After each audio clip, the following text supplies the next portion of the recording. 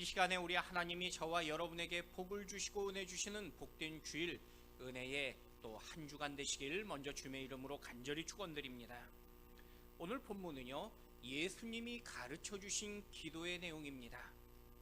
일명 주기도문이라고 부릅니다. 그런데 주님이 가르쳐 주신 기도는요, 성경에 보니까 두 곳에 등장합니다. 첫 번째 나오는 것은 오늘 본문입니다. 예수님처럼 살아가기 위해서 반드시 기도가 중요하다는 의미를 가르쳐 주고 계신 것입니다. 주님은요, 기도에 대해서 막연하게 추상적인 것이 아니라 구체적으로 장소와 시간까지 어떻게 기도해야 하는지를 우리에게 가르쳐 주신 것입니다. 기도하지 않는 인생, 기도하지 않는 사역, 기도하지 않는 제자는 존재할 수 없다라고 가르쳐 주신 것입니다. 그만큼 기도는요, 내 삶에서 지속적으로 이루어야 됨을 말씀하며 가르쳐 주신 것입니다. 그리고 주님의 기도가 나오는 또 다른 본문이 누가복음 11장입니다. 한 제자가 예수님께 세례 요한도 자기 제자들에게 기도를 가르쳐 주었는데 우리도 가르쳐 달라고 부탁합니다. 제자들이 주님 앞에 기도를 가르쳐 달라고 요청했던 이유는 예수님을 보면서 나와 너무나 다르다는 것을 늘 생각하고 느꼈기 때문입니다. 예수님이나 제자들이나 갈릴리 출신의 특별한 교육을 받지 않았던 평범한 사람들이었습니다.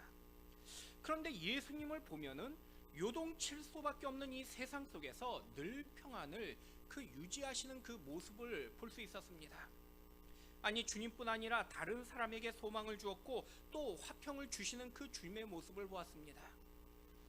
예수님을 만나면 절망의 인생이 소망의 인생이 되는 걸 보았습니다. 불안했던 인생이 평안한 인생이 된 걸 보았습니다. 제자들은 주님을 가까이 보면서 어떻게 하면 주님처럼 우리가 살 수 있을까라는 생각을 여기면서 그들은 고민합니다. 그리고 제자들이 볼 때 자신들과 가장 큰 주님의 예수님의 차이점이 바로 기도에 있다라고 발견하게 됩니다. 그래서 예수님처럼 기도할 수 있다면 우리도 예수님처럼 살 수 있을 것이라는 그러한 생각을 했던 것을 발견하게 됩니다. 그래서 제자들은요, 예수님께 우리도 주님의 기도, 주기도를 가르쳐 달라고 요청했던 것입니다. 여러분, 예수님의 기도는요, 능력의 삶을 살 수 있도록 우리에게 힘과 권능을 주십니다. 주님은요, 기도를 통해서 하나님의 권능을 친히 보여주셨고 하나님의 거룩한 삶을 또한 보여주셨습니다. 그리고 우리도 기도를 통해서 예수님처럼 그 거룩한 삶, 권능의 삶을 살 수 있다는 것을 우리에게 말씀하며 보여주셨습니다. 기도하면 주님이 우리에게도요, 새 힘을 주신다고 약속하십니다. 기도하면 우리에게 주님처럼 우리에게 권능과 능력의 삶을 살 수 있도록 우리에게 힘을 주신다고 약속하며 말씀하신 것입니다. 저는 예수님의 기도를 통해서 하늘의 권능을 얻고 이 시간 놀라운 기적을 체험하는 여러분이 될 수 있길 축원드립니다. 그렇다면 오늘 본문에서 예수님이 가르쳐 주신 기도를 통해서 우리에게 어떤 기도의 권세를 약속하며 또한 말씀하고 계실 것일까요? 첫 번째는요, 자녀의 권세를 말씀하고 계십니다. 우리 본문 9절 말씀 같이 한번 읽어보도록 하겠습니다.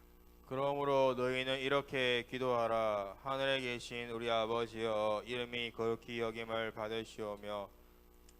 예수님이 가르쳐 주신 기도의 가장 큰 특징은요, 먼저 하나님과 나와의 관계를 말씀하며 가르쳐 주십니다. 하나님을 아버지라 부를 수 있는 자녀임을 우리에게 말씀하고 계신 것입니다.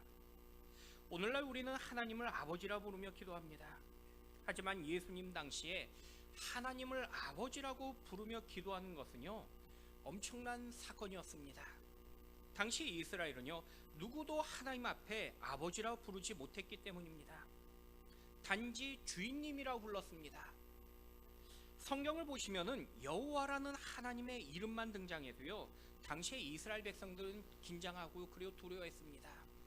그래서 성경을 읽을 때도 여호와라는 이름은요, 읽지 않았던 그 이스라엘의 백성들이었습니다. 그 이유는요, 자신들은 하나님과 우리의 관계가 아버지와 자녀의 관계라고 생각한 것이 아니라 주인과 종의 관계라고 늘 여겼기 때문입니다. 하지만 예수님은요, 오늘 우리에게 기도를 가르쳐 주시면서 이제는 예수 그리스도로 인하여 하나님과의 관계가 변했다라고 우리에게 말씀하고 계신 것입니다. 더 이상 주인과 종의 관계가 아니라 이제는 아버지와 자녀의 관계라고 우리에게 말씀하신 것입니다. 여러분, 직장에서요, 아무리 좋은 사장이라고 해도요, 사장과 종업원의 관계에 이 관계하여 사장과 아들과의 관계와는요 결코 다를 수밖에 없다는 것입니다. 아무리 인격적이고 좋은 사장이라고 여겨도 직원에게 모든 것을 주지는 못합니다. 사장에게 모든 것을 구할 수 있는 그러한 직원도 없습니다. 분명 주고받는 관계에 불과하기 때문입니다. 하지만 아버지와 자녀가 되면요 관계가 달라집니다. 아버지의 것이 내 것이 되는 것이고요, 내 것이 아버지의 것이 되기 때문입니다. 오늘 주님께서 가르쳐 주신 기도의 가장 큰 전제, 그 바탕은요 바로 내가 하나님의 자녀라는 것을 말씀하며 시작하는 것입니다. 바로 내 기도를 들어주시는 하나님께서 나의 아버지 되심을 우리에게 말씀하고 있는 것입니다. 그 아버지 하나님께 내가 기도하는 것입니다. 목회하다 보면요 간혹 밤늦게 전화를 받거나 또 때로는 이렇게 만남을 부탁하는 경우를 경험하게 됩니다. 마음에 얼마나 다급했으면 전화하고 또 찾아왔을까 하는 마음이 들지만은 또 때로는요 이 피곤한 육신으로 마음의 지침과 힘듦이 찾아올 때도 있습니다. 그러면 상담하면서도 간혹 집중하지 못할 때가 있습니다. 그러나 저희 자녀가 고민하거나 아프다고 하면요 밤을 새도요 조금도 흐트러지지 않고 집중하게 됩니다. 아무리 피곤하고 힘들지라도 내 자녀가 아픔을 아파한다면은 그걸 외면하는 부모는 아무도 없다라는 것입니다. 왜냐하면 부모이고 아빠이기 때문입니다. 여러분, 주님께서 저와 여러분의 관계가, 우리와 하나님과의 관계가 바로 이러한 아버지와 자녀의 관계라는 것을 우리에게 가르쳐주고 계신 것입니다. 아무리 주님이 분주하고 바쁠지라도 자녀된 여러분에게만 더 큰 관심과 사랑을 갖고 있다라고 우리에게 약속하며 말씀하고 있기 때문입니다. 아무리 내가 볼 때 주님께서 하실 일이 많고 만날 사람이 많을지라도 자녀된 나를 가장 우선하고 있다라고 주님은 이 기도를 가르쳐 주시며 제일 먼저 가르쳐 주며 말씀하고 있는 것입니다. 여러분이 바로 자녀이기 때문이라는 것입니다. 그것이 바로 자녀의 권세며 특권이라고 주님은 우리에게 먼저 말씀하고 있는 것입니다. 여러분, 우리를 주님이 얼마나 사랑하셨는지, 하나님은요 독생자 예수님까지도 우리를 위하여 죽기까지 우리를 사랑하셨다라고 말씀하고 계십니다. 독생자 예수 그리스도보다 여러분을 더 사랑했기 때문에 나를 위하여 모든 것을 주시겠다고 말씀하고 계신 것입니다. 여러분, 기도도 마찬가지입니다. 자녀된 우리의 기도에 무엇보다 더 관심을 갖고 응답하시겠다고 하나님은요 우리에게 약속하며 말씀하고 계신 것입니다. 그 하나님께 드려지는 기도가 바로 우리가 오늘 드리는 이 기도이며 우리가 드리는 이 예배라고 말씀하고 있는 것입니다. 여러분, 하늘에 계신 아버지라고 우리가 고백할 때 그 아버지는 바로 나와의 관계를 끊임없이 포기하지 않는 하나님 아버지 되심을 우리에게 말씀하고 계신 것입니다. 전지전능하신 하나님이십니다. 나를 도우시고 오늘도 나를 인도하신 하나님 되심을 말씀하고 계십니다. 내가 기도하며 부르짖은 그 하나님께서 바로 나의 아버지 되심을 우리에게 말씀하고 계신 것입니다. 여러분, 만약 하나님이 나의 아버지 되심을 우리가 기억하고 믿는다면요 우리는 어떤 상황, 어떤 환경이 찾아올지라도 우리는 두려워하거나 흔들릴 일이 없다라는 것입니다. 왜냐하면 전지전능하신 하나님께서 바로 나의 아버지가 되시기 때문입니다. 그 확신과 믿음을 가졌다면요 우리는 어떤 삶 속에서도 하나님이 기뻐하는 거룩한 삶을 우리는 선택하며 살아가게 될 것입니다.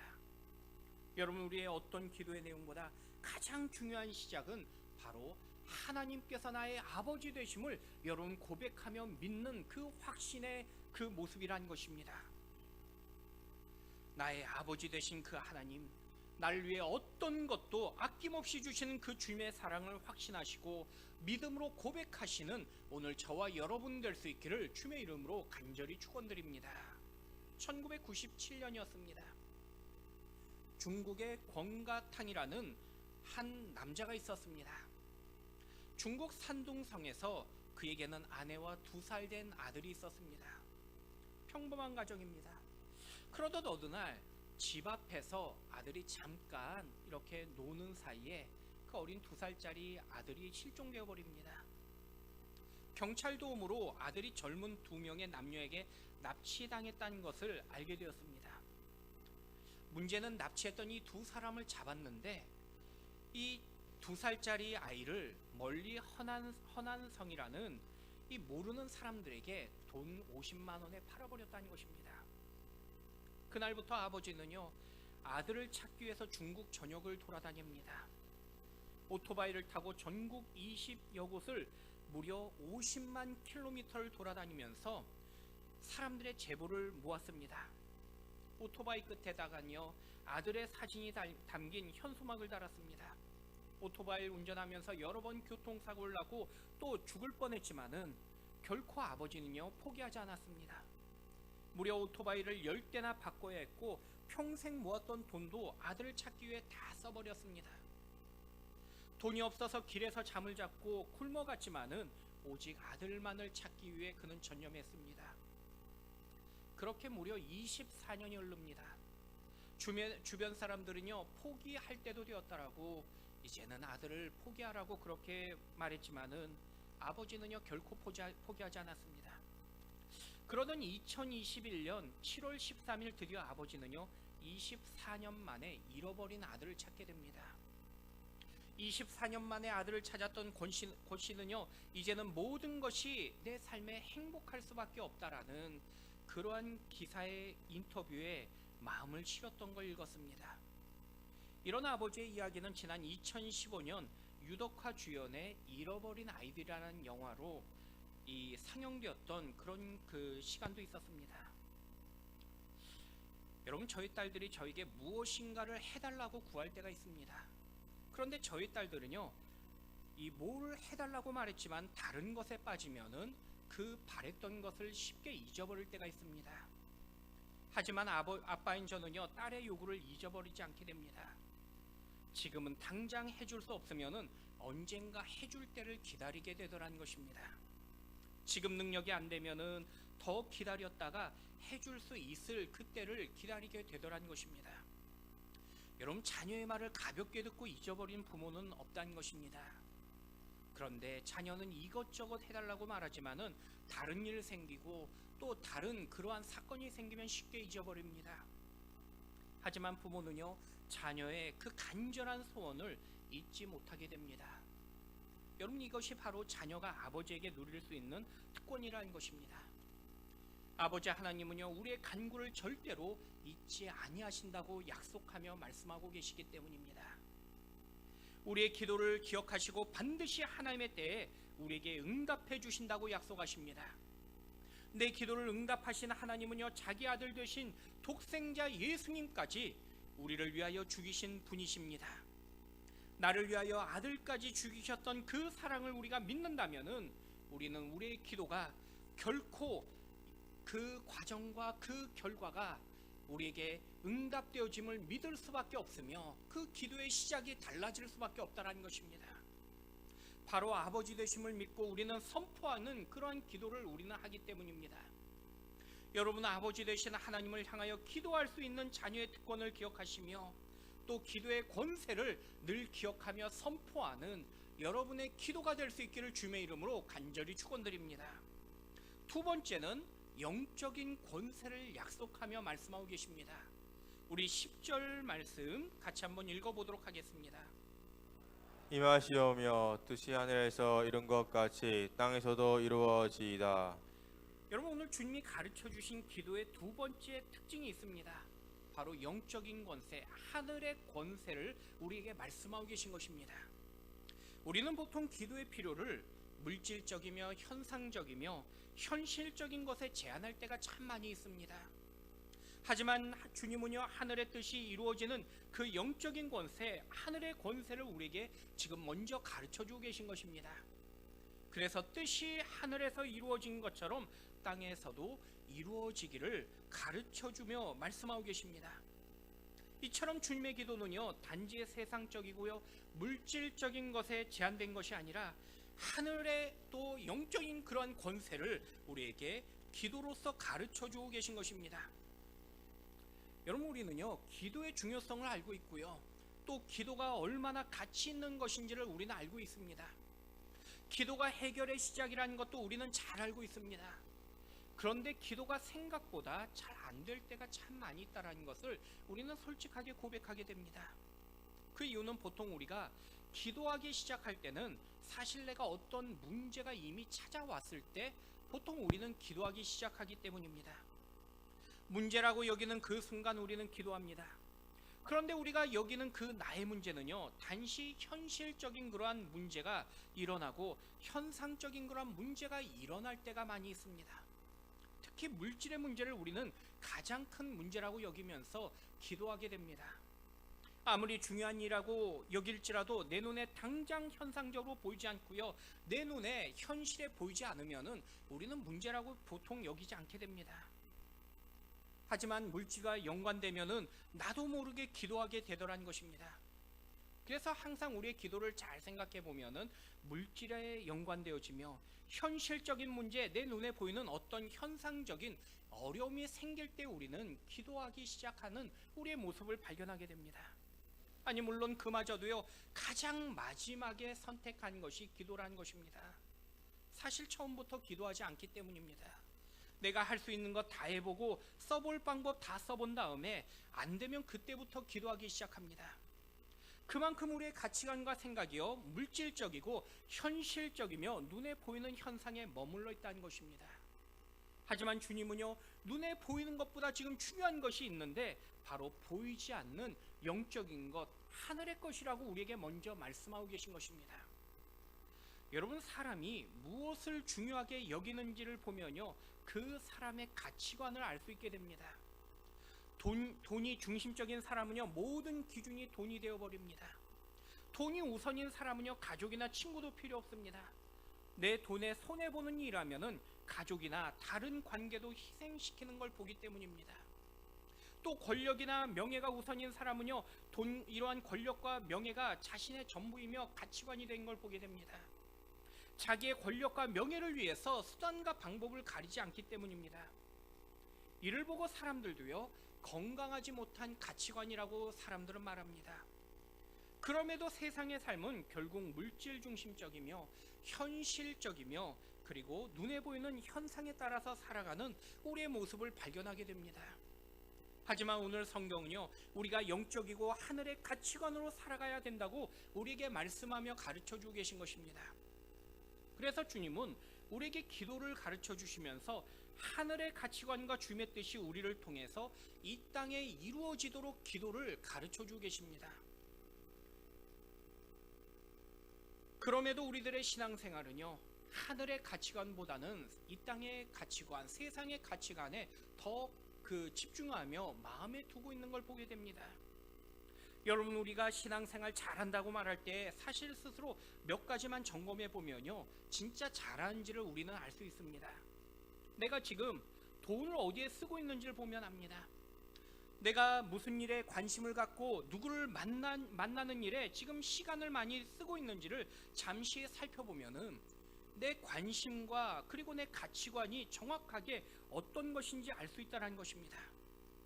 여러분, 오늘 예수님께서 우리에게 영적인 권세를 위하여 기도하라고 가르쳐 주셨던 그 이유는요, 우리가 살아가는 이 세상이 단지 현상적이고 현실적이고 물질적인 것처럼 보이지만은 그것이 전부가 아니라고 가르쳐주고 말씀하고 있는 것입니다. 물론 현실도 분명 우리의 삶에 중요한 것입니다. 하지만 눈에 보이는 현상보다 물질보다 더 중요한 것이 있는데 바로 하늘, 또 영적인 권세라고, 영적인 세계라고 우리에게 말씀하며 가르쳐주고 계신 것입니다. 우리의 영적인 세계가 무너지면요, 사실 그 사람은요, 모든 것이 무너져 버립니다. 그런데 우리는 물질적이고 눈에 보이는 현상이 전부라고 여기면서 살아갈 때가 얼마나 많은지 모릅니다. 영적인 문제, 영혼의 문제는 내가 별로 관심 갖지 않고 우리는 중요하게 여기지 않을 때가 많다는 것입니다. 그런 사람은요, 평소에 기도조차 중요하게 여기지 않게 되는 것입니다. 그러나 성경은요, 눈에 보이는 것이 전부가 아니기 때문에 우리가 평안하다고 여길 때에도 기도하라고 우리에게 말씀하며 가르쳐 주고 계신 것입니다. 지금 눈으로 내가 볼 때 평안해 보일지라도 이미 마귀는 우리를 공격하며 또 시험할 것을 준비하고 있기 때문에 우리에게 주님은요, 깨어 기도하라고 말씀하고 계신 것입니다. 여러분, 우리가 평안할 때 기도가 필요한 그 이유는요, 기도는 또한 늘 쌓여가기 때문입니다. 우리의 인생을 살아가며 보면요, 이 세상의 모든 것은 사라지고요, 결국 흩어지더라는 것입니다. 아무리 쌓아놔도 유효기간이 있고 그리고 없어지는 그 때가 찾아옵니다. 그러나 기도만큼은요, 저축되어지고 쌓여지는 것입니다. 심지어 기도는요, 양도가 되어 내 자녀나 내 가족들에게 흘러간다고 약속하며 말씀하고 계십니다. 하나님께서 기도에 대하여 그렇게 만드셨기 때문이라는 것입니다. 그래서 내가 했던 기도는요, 결코 사라지지 않는다라고 성경은 우리에게 말씀하고 계십니다. 여러분, 주님은요, 기도의 양과 질을 모두 함께 쌓이도록 우리에게 말씀하고 계십니다. 그래서 기도의 분량이 중요하고 기도의 내용이 중요하다고 말씀하고 계신 것입니다. 여러분, 우리가 힘들수록 기도에 대한 이유는요, 눈에 보이는 시험의 문제가 당장 눈앞에 보이기 때문이라는 것입니다. 그러나 내가 평안하다고 여길 때도 기도에 대한 그 이유는 눈앞에 평안해 보이지만은 사실 영적으로 언제든지 우리가 시련과 불안에 그 경험하며 닥쳐올 수 있기 때문에 주님은 우리에게 기도하라고 말씀하고 계신 것입니다. 마귀는 늘 우리가 평안하다고 여길 때에 우리를 시험하는 것이고, 내가 은혜 받았다고 그렇게 여길 때 우리를 흔들며 유혹하기 때문입니다. 그래서 주님은요, 늘 깨어있으라고 말씀하시며 내가 깨어있는 그 비결이 바로 기도라고 우리에게 말씀하고 계신 것입니다. 여러분, 기도로 쌓은 인생은요, 언제든지 내 삶에 어떤 어려움이나 시련이 찾아올지라도 흔들리지 않는 인생이 될 수 있습니다. 여러분, 기도의 분량이 쌓인 인생은요, 영적인 전투에서 주님의 그 권능으로 승리하게 되는 인생이 됩니다. 그래서 주님은 우리가 평안할 때도 하늘의 뜻이 나를 통해 이 땅에 이루어지도록 늘 기도하라고 말씀하며 가르쳐 주신 것입니다. 여러분, 주님의 기도처럼 날마다 나의 기도가 하늘에 쌓이며 또 나의 기도가 이 땅의 하늘의 뜻을 통해 이 땅에 이루어지는 놀라운 기적의 주인공이 바로 여러분이 될 수 있기를 주님의 이름으로 간절히 축원드립니다. 마지막 세 번째는요, 은혜의 권세가 있다라고 우리에게 말씀하고 계십니다. 우리 11절부터 마지막 13절까지 같이 한번 읽어보도록 하겠습니다. 일용할 양식을 주시옵고 우리가 우리에게 죄 지은 자를 사하여 준 것 같이 우리 죄를 사하여 주시옵고 우리를 시험에 들게 하지 마시옵고 다만 악에서 구하시옵소서. 나라와 권세와 영광이 아버지께 영원히 있사옵나이다. 아멘. 주님은 주님의 기도를 가르쳐 주시면서 우리에게 은혜를 말씀하고 계십니다. 여러분, 본문에서 주님은요, 우리에게 일용할 양식과 용서의 기도를 마지막으로 말씀하며 가르쳐 주십니다. 그런데 두 가지의 공통점은요, 내가 노력할 수 있지만은 내가 노력한다고 반드시 이루어지는 것은 아니란 사실입니다. 오늘날 우리나라가 잘 살기 때문에 지금은요, 어디에서 내가 일하든 노력하면 하루 세 끼는 벌 수 있는 그런 시대에 살아갑니다. 아니, 그냥 구걸해도요, 간단하게 세 끼는 해결할 수 있는 그런 시대입니다. 오래전에 어떤 노숙자가 교회 찾아와서 밥 사 먹게 돈 좀 달라는 것입니다. 제가 지갑에 보니까 현금이 없어서 옆에 계신 분에게 제가 그 잔돈을 좀 이렇게 꺼달라고 부탁을 드렸더니 본인도 3,000원 있다고 저에게 주시는 거예요. 그래서 제가 그 3,000원을 받아가지고 이렇게 드렸더니 그분이 받으면서 이거 가지고 어디 가서 뭘 먹냐고 저에게 이제 묻는 겁니다. 그때만 해도 그 김밥 천국에서 김밥이 1,000원 할 때였거든요. 그래서 제가 김밥 사서 드셔도 될 것 같은데요 라고 말씀드렸더니 자기는 국물 없으면 밥을 못 먹는데요. 제가 그러면은 컵라면을 사서 같이, 그때는 컵라면도 뭐 500원 300원 이랬거든요. 같이 이렇게 컵라면에 김밥 해도 한 끼를 먹고도 돈이 남잖아요. 제가 그렇게 드시면 안 되겠습니까? 라고 했더니 자기는 또 밀가루를 먹지 않는데요. 그러면서 조금 더 달라면 조금 더 돈을 주면 안 되냐고 그렇게 이야기하는 것입니다. 저도 이 돈이 현금이 없어서 다른 분에게 부탁해서 드린 겁니다라고 이야기했더니 저에게 그 3,000원 휙 던지면서 그러면은 목사님이나 드시라고 그러면서 나가 보이더라고요. 여러분, 요즘은요 교회 찾아오는 노숙자에게 1,000원 주면요 자기를 거지라고 여긴다고 화냅니다. 그만큼 이 나라가 잘 살게 된 것입니다. 하지만 우리나라가요 여러분 끼니를 걱정하지 않는 것이 사실 얼마 되지 않았습니다. 70년대만 해도 굶는 분들이 많았기 때문입니다. 하물며 2000년 전인 예수님 당시에 서민들에게 일용할 양식은요 큰 숙제였습니다. 모두가 굶던 시대였기 때문입니다. 내가 밖에 나가 아무리 열심히 살고 노력해도 내가 하루에 한 끼를 해결하는 것이 쉽지 않은 시대가 바로 예수님 당시 2000년 전의 이야기입니다. 그런데 주님은요 오늘 일용할 양식을 제공하신 분이 바로 하나님이라고 우리에게 말씀하며 가르쳐 주신 것입니다. 하나님은요 광야 40년 동안 이스라엘 백성들에게 만나와 메추라기를 베풀어 주셨습니다. 그런데 만나와 메추라기를 당일에만 거두게 하셨습니다.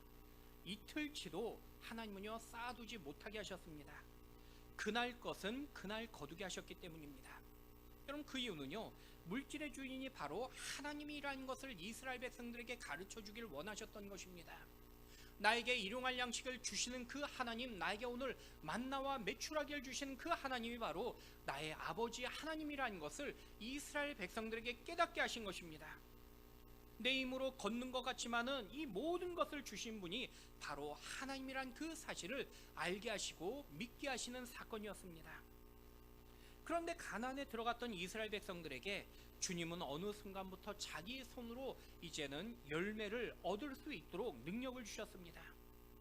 그러자 이스라엘 백성들이 어느 순간부터 이 일용할 양식이 하나님이 나에게 주신 거라는 것을 잊어버립니다.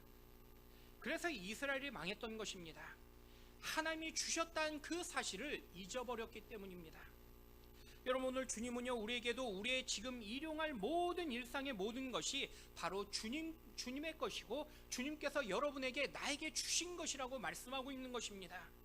내가 노력하고 내가 힘써 얻은 것처럼 보이지만은 사실 이 모든 것은 오늘 주님께서 우리에게 주신 은혜라고 말씀하고 있는 것입니다. 그래서 우리는 그 하나님 앞에 오늘도 일용할 양식을 구하면서 더불어 늘 주님이 주셨다는 그 은혜를 반드시 기억해야 된다고 주님은 기도를 통해 가르쳐주고 계신 것입니다. 그러면 주님은요 우리에게 더 큰 은혜와 그리고 능력과 권세를 부어주실 것을 약속하고 있는 것입니다. 뿐만 아니라 용서도 마찬가지입니다. 우리는 용서할 힘이 없습니다. 용서가 일어나는 그 순간에 하나님의 은혜가 임해야지만 내가 용서할 수 있는 것입니다. 나도 용서받았다는 그 은혜가 내 안에 임할 때에 내가 다른 사람을 용서할 수 있기 때문입니다. 그래서 주님은요 용서하는 것은 나의 힘이 아니라 바로 하나님의 은혜라는 것을 우리에게 기억하라는 것을 통해서 이 주님의 기도를 통해 우리에게 말씀하고 있는 것입니다. 내 힘이 아니라 바로 주님이 용서할 수 있는 그 힘을 주시고 그리고 그 능력으로 우리가 용서할 수 있다는 것입니다. 그래서 주님은요 우리가 주님에게 받아야 되는 이 일용할 양식과 용서를 주님께 구하라고 말씀하며 가르쳐주고 계십니다. 그리고 그 은혜를 믿음의 권세로 구하라는 걸 가르쳐 주십니다. 여러분, 물질도요 내가 얻었다고 여길 때는 교만해지고 인색해지지만요 주님의 은혜라는 것을 우리가 깨닫는 사람은요 그 물질을 아낌없이 베풀고 나눌 수 있게 됩니다. 용서도요 내가 하면 의가 되지만 주님의 은혜라는 것을 깨닫는 사람은요 오직 감사만이 고백하게 되더라는 것입니다. 심지어 원수까지도 사랑할 수 있게 되는 것입니다. 여러분, 내가 오늘 누리는 모든 물질과 내가 하는 용서의 그 마음까지도 주님 주신 그 은혜라는 것을 여러분 늘 기억하시길 축원드립니다. 여러분, 이 모든 기도를 마치면서 예수님은요 이제 예수님의 이름으로 이루실 것을 우리에게 약속하며 말씀하고 계십니다. 그 약속의 선포가 마지막 아멘이라는 것입니다. 신실하신 하나님을 믿고 내 기도를 증거하시는 그 예수 그리스도의 이름으로 이루어 주실 것을 내가 믿음으로 고백하는 것입니다. 아멘 대신 주님은 그 기도를 통해서 믿음의 권세를 우리에게 누릴 수 있다라고 약속하며 말씀하고 계십니다. 그것이 바로 마지막 아멘의 의미인 것입니다. 여러분, 여기 아멘이란 원어의 그 의미는요, 진실하시며 신실하시라는 그 뜻을 의미하는 것입니다. 아멘이 가지고 있는 그 의미는요, 내가 고백한 것처럼 되기를 원한다는 그 기원과 더불어서 내가 믿고 고백하는 것을 충성하겠다는 다짐이 되는 그 선포인 것입니다. 기도의 마지막으로 우리가 아멘이라 고백하는 것은요, 이제는 기도한 것이 그대로 이루어질 것이라는 것을 믿음으로 선포하는 것입니다. 이제는 내가 기도한 것처럼, 그리고 주신 말씀처럼 살겠다는 고백이 바로 아멘인 그 아멘의 의미라는 것입니다. 여러분, 내가 믿는 것을 입으로 소리내어 확신한 표현이 바로 아멘의 고백이 됨을 기억하시 바랍니다.